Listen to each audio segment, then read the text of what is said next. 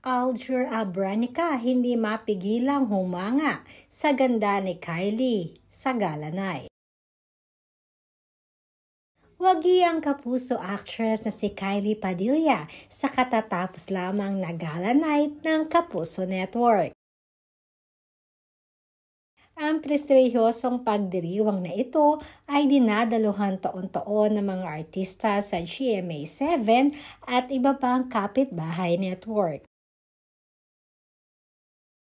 Every year ay pinakakaabangan ito ng napakaraming showbiz fanatics dahil na din sa glamorosong mga kasuotan ng bawat artista. Isa sa mga talaga namang pinakakaabangan ng mga netizens ay ang kapuso actress na si Kylie Padilla. Iba din kasi ang paghahanda nito every year sa gala. Simula kasi nang mahiwalay ito kay Aljur ay solo na lamang itong dumadalo sa gala night. At every year din ay marami ang naiintriga sa magiging kasuotan ni Kylie at ang kanyang magiging ayos sa gala night. Last year kasi, Kylie was dressed up like a bolera. At ngayong taon ay isang kakaibang Kylie naman ang ating nakita.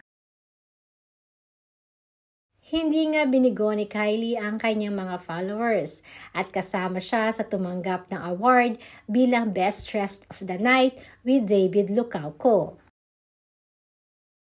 Sa hindi nakakaalam, ang Gala Night is a fundraiser for Kapuso Foundation that will benefit a various charitable foundation.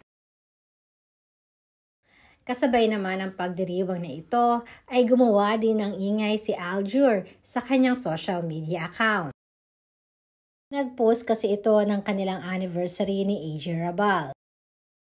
Subalit nakakagulat naman ang naging pahayag ni Aljur sa kanyang naging interview dahil walang kagatol-gatol nitong sinabing napakaganda pa din ng kanyang ex-wife na si Kylie Padilla.